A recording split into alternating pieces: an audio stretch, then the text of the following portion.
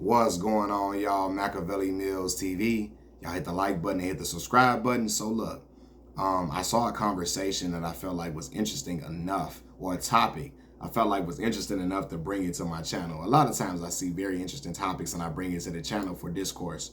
So anyway, this conversation involves black parents putting their black children in predominantly white schools and how it affects that black child, right? So this woman on Twitter, or X, whatever you want to call it, she basically said that putting your child, your black child, in a predominantly white school actually does more harm than good mentally, right? She said mentally, and that's the key thing to think about. So let's break it down. A lot of black folks, if a black person is living in the hood and they get some money, first thing we do, a lot of us do, is leave the hood that we living in and go to a place of prominence, a place where other people are living in financial prosperity, right? And oftentimes those communities have schools that are predominantly white, predominantly taught by white teachers, etc., right? And then, I'm not saying all of us live in the hood, because not all black people live in the hood and come from the hood. I just want to make that clear when I'm saying that. But then you have some people, some black folks, who do live in areas that people call the hood, and they send their kids to schools outside of the district, outside of the area if possible. So they send them to schools that are predominantly white in hopes that their child will get a better education, because the white schools have better resources, have better connections to certain programs that will allow their kids to get proper preparation for ACT testing, etc., so they can get scholarship offers and all of that. And also the schools, they have more money to do certain things, and their curriculum is probably a little better at times, right? And so that's how a lot of black kids end up in predominantly white schools, right? But the thing about this is, it can take a toll on your child in certain ways. What do I mean by that? So I like to use anecdotes when I tell or talk about certain topics. So I had a friend of mine. I went to college with her at Mississippi Valley State University, HBCU, in the Mississippi Delta, Itabena, Mississippi. She's from Ohio. She was basically telling me that she went to white schools, predominantly white schools, while she was in high school and elementary school. And she started speaking to me about how she felt in these environments where certain racially charged incidents happened. Not even just racially charged, even when black folks were making progress in the country and it was a topic of conversation. When Barack Obama became president, she said, Malcolm, can you imagine Barack Obama becoming president of the United States of America and the teachers in your school acting like the world was coming to an end, like humanity as we know it was going to come to an end? So one of her teachers was talking like Barack Obama was going to snatch a baby out of her stomach, like talking like Barack Obama was the true antichrist of the world. And she like, Malcolm, that was the craziest feeling for me, because I'm in a school where not many of my peers are black, and I'm looking around like, yo, what is going on here, right? And I'm knowing, she's like, I know it has to do with him being black that she's just saying this and feeling like this, right? Then she like, yo, I have nobody that I can really go to in the school that can really cover for me, like, or I really don't feel like I have anybody that can, like, make sure I'm comfortable in these environments while this stuff is going on. And it's like, I'm just like in here, I'm just stuck, right? Then she started speaking about when Trayvon Martin was unalived, and I have to say unalived, right? Because if I say the K word, I could get demonetized on YouTube. When Trayvon Martin was unalived by George Zimmerman. And she was like, when that happened, so many of the staff and teachers and other kids was like, he probably basically was making it seem like Trayvon Martin did something that, like he was the true culprit. It was really not it wasn't empathy for Trayvon Martin, or really sympathy. It was like, what did he do for this to happen to him? That was the main topic of conversation, right? And she like, Malcolm, I would leave this school and go to my black environment where I'm living at, in my black, in my black household. And it was like, we in here, she like, we knowing like, yo, this is wrong. This black boy had his life taken for no reason. You know what I mean?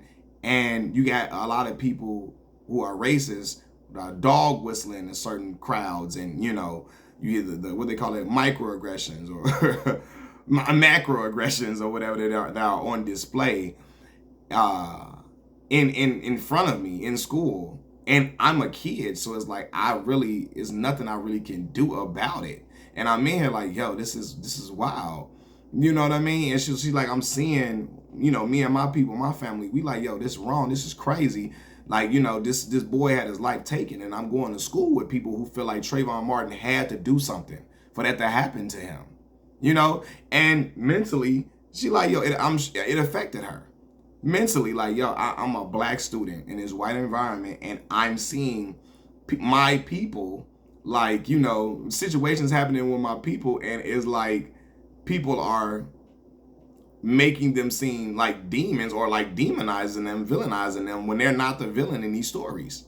They're not the villain in these stories at all, and people are like talking crazy. So then she also talked about the aspect of no, Black History. No, I don't know if it was Black History Month that came around, or they had to do some project or something on something. I forget. I don't think it was Black History Month. And she did a project on like a black inventor, right? And she broke down all the things this black inventor made and created and et cetera. And so one of her classmates was like making it seem like she was lying about what the black, like, I believe not just one. It was like, I think she said two of them. Two of her classmates were like making it seem like she was lying about what this black inventor made.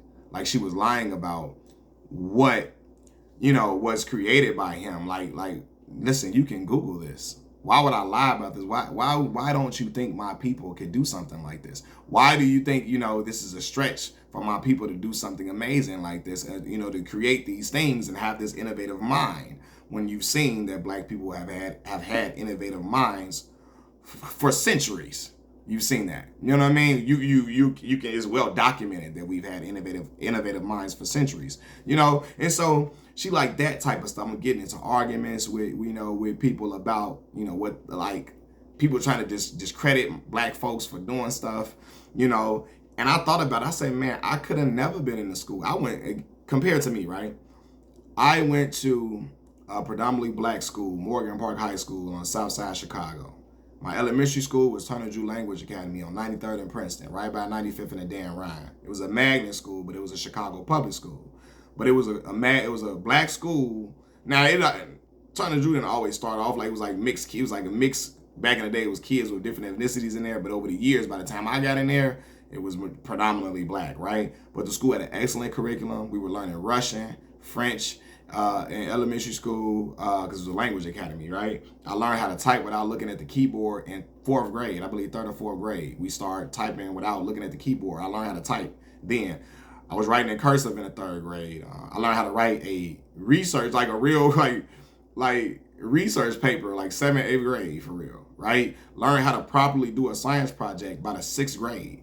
We were required to do certain things and learn how to do a presentation to present things without looking at cue cards and just without reading off of the board, basically. I had cue cards that kind of helped remind me of certain talking points. But yeah, I learned how to give a proper presentation in like 5th grade. You know, so I was in a black school, and it was in the hood, but the curriculum was outstanding, right? So I'm excited to say all of this, right? Morgan Park, the same way. We had ACT prep classes in Morgan Park and all of that, even though that was a black school for sure. But I was in an environment where it was a safe haven for my blackness to show, right? I've heard of kids being, you know, people talking about if they got locks in their hair, people looking at them in predominantly white schools, looking at them crazy because they got locks, things that are culturally associated with black folks.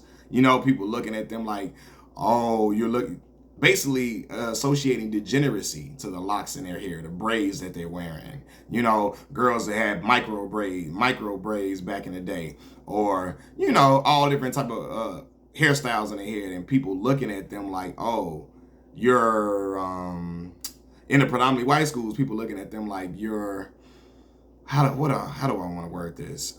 Yeah, like you're a degenerate, like you're not desirable to the American public with these type of hairstyles. I went to a school that fostered that, yeah, that embraced black culture. You know, in my school, they were embracive of black culture, the different aspects of our culture. So nobody was shunned for wearing locks and braids or nothing like that in my school.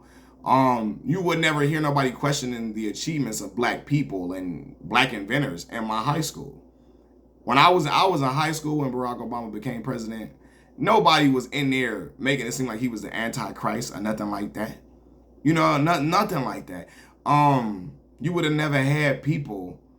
And when Trayvon Martin was unalived, had his life taken, I was at Mississippi Valley State University, HBCU, and we all was empathizing with Trayvon Martin, and we all hurt that day, and all of us was really like, coming together during that time period. So yeah, I couldn't imagine being in a predominantly white school when Barack Obama becomes president, when Trayvon Martin has his life taken. I can't imagine being in a predominantly white school when George Floyd had his life taken for real. Because then first everybody was on the same wave that, oh, this is wrong. Not everybody, but a lot of people. Then it started flipping to, oh, he was on fentanyl and he died from fentanyl, not from the knee on his neck and because he couldn't breathe and all. People started trying to flip them narratives and change it up. So I couldn't imagine a black kid being in the school when these type of things are happening, and you seeing your people be villainized in situations where they're clearly the victims, and you have nowhere to turn for solace. None of that. I remember my friend that I told you about that went to predominantly white school. She talked about how after the Trayvon Martin incident, they had to have an assembly to kind of like, no, it was after Barack Obama became president. Barack Obama became president. They had to have an assembly to like stop, like to try to address racial comments that were being made, to address like black people, black students feeling uncomfortable because it got so strong. She had to say something. Other people, parents had to say stuff. Black parents had to come in and report it to the school to where it had to be addressed. She telling her parents, some of the other black students telling their parents, stuff like that, to where it had to be addressed in this predominantly white school. And even while it's being addressed, the black students feeling like, oh, y'all are mad that we don't want to have racial comments being made and be racially disparaged up in here in the situation because a black man is the president of the United States of America. It's just crazy. Then I think about the aspect of this, right? A lot of times black children who are in predominantly white schools, if they are already living in affluent areas that are absent of black people and they're going to predominantly white schools and they're not really around a black family like that, I think it can affect the way they interact with other black people who aren't Jack and Jill, who aren't Harvard scholars, who aren't Rhodes scholars. Some black folks may not be able to interact with their people or be uncomfortable interacting with their people because all they see in all their life is white folks and no black people for real in their everyday environment at home, outside of their household, in their community, and in their school. I think of an individual like a Russell Wilson. I love Russ. I think Russ is a stand-up individual. I think he's a good brother, a great father, a great husband. But when Marshawn Lynch reported that Pete Carroll, the head coach of the Seattle Seahawks at that time, who Russell Wilson was a quarterback for that team, he talked about how when the teammates had a problem with Russell or something Russell did, the coach told them, hey, don't talk to Russ directly. Talk to us. Now, the Seattle Seahawks defense was full of guys that, as Stephen A. Smith likes to call them, rough riders, right? Brothers that came from, hood environments that were not like cookie cutter, up to do or upscale. They didn't come from upscale environments. You had Marshawn Lynch them on there. Richard Sherman went to Stanford, but he's from Compton, California. A lot of other brothers that were from, not well-off environments. They didn't have well-off upbringings. And I believe that the head coach, Pete Carroll, put a wedge between the players and Russell Wilson because he felt like Russell was not comfortable talking to them, right? Because Russ, I remember Marshawn Lynch making a point that, what did he say? Marshawn Lynch made a point that Richard Sherman was mad that they would get reprimanded for things and Russ would not get reprimanded for that. And when they felt a way about that, they couldn't say nothing to Russ. Like, hey, don't say nothing to Russ. You guys got a problem with Russ? Just come to me. He like, yo, why we can't talk to him? That's our quarterback. He's supposed to be the leader of the team. Why can't we talk to him? And I believe it was because Russ did not feel comfortable talking to black folks that did not come from the upbringing he came from. And that's a problem. You got to be able to communicate with your people. I don't care. I don't care how well off you are, how educated you are. You got to be able to talk to your people that don't come from the same background as you come from. I'm a black person that grew up in the hoods of Chicago. I can talk to black folks that came from that's hood. I can talk to black folks that are really, really studious and astute. I can talk to black folks that got the perfect mix of a student hood in the middle. I can talk to black folks that came from rough, harsh environment. I can talk to black folks across all different spectrums. I don't